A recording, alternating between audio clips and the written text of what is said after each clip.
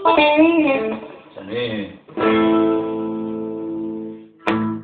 manasiana fiomantsika kely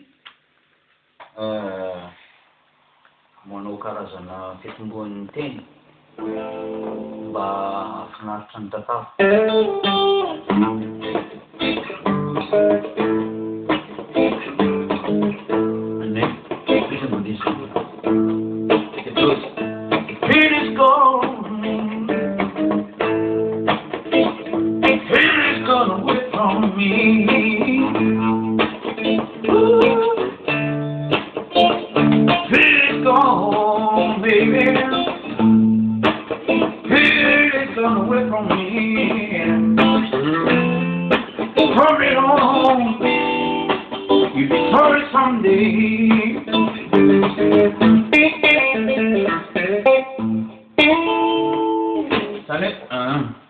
Virana kely miresaka teo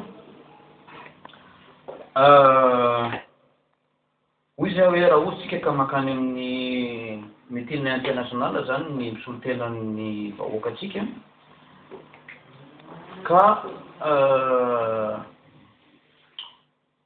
zay ny karazana efa olana anankiray miseho satria nakabeazan'ny président raha tontolo zao na ny afrikanina azy de mahay miteny teny hafa akoatran'ny teny frantsay, zany hoe teny anglisy ohatra. Tsika malagasy raha mandeha makany amin'ny ana international de voatery omena zany mpandika teny amin'ny teny frantsay satria to teny gasy mihitsy koa ka. Omena mpandika teny amin'ny teny frantsay kanefa ny zavatra mafime sy tsy fantatry ny ankabeazan'ny olona dia amin'ireny zavatra ireny matetika indraindray ny mpandika teny ho an'ny gasy ohatra de indraindray ny olona omeny ao ny interprète eo zany tsy vazaha fa arabo, zany hoe na de le fitenana ny teny arabo fandikana ny teny frantsay ho an'le gasy ho an'le président gasy raha de fa mety misy elanelany. Zay zao de efa karazana zavatra ohatrany hoe anankiray mafime io noho ny tsy fahaizana teny, noho ny tsy fahaizana teny hafa noho ny teny frantsay de tonga am'izany zavatra zany. Misy zavatra anankiray koa io teny frantsay io nataony zareo mpanjanakany fananina io hoe alao ny gasy na ny tany zana de oka tsy herikerika any amin'ny tany hafa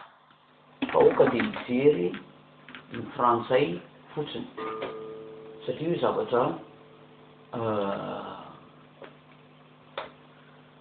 zavatra important amin'ny teny frantsay zany hoe eny zavatra ilainy zareo mpanjanakany zany zavatra zany hoe ny olona zay zanany de tsy maintsy mijery la France foana fa tsy mahazo mijerijery hoe Canada na Suède na Angleterre na ohatran'izany satria ilaina ny sain'ny gasy mifatoka tsara ao amin'ny frantsay. Hoy zao zalahy hoe reny malala, hoy zay hoe reny malala ny lala io fa tsy reny malala ao. Hoy misy irany misy gasy miteny tamiko hoe io interviewko tamin'ny radio izy ty radio Capricorne gasy hoe move ny colonisation zany de tsisy zavatra positif. Zany hoe maliko ny zavatra zay de irany misy irany Bob Marley anankiray zay ny teny hoe every man has the right to decide his own destiny. In this judgment there is no partiality.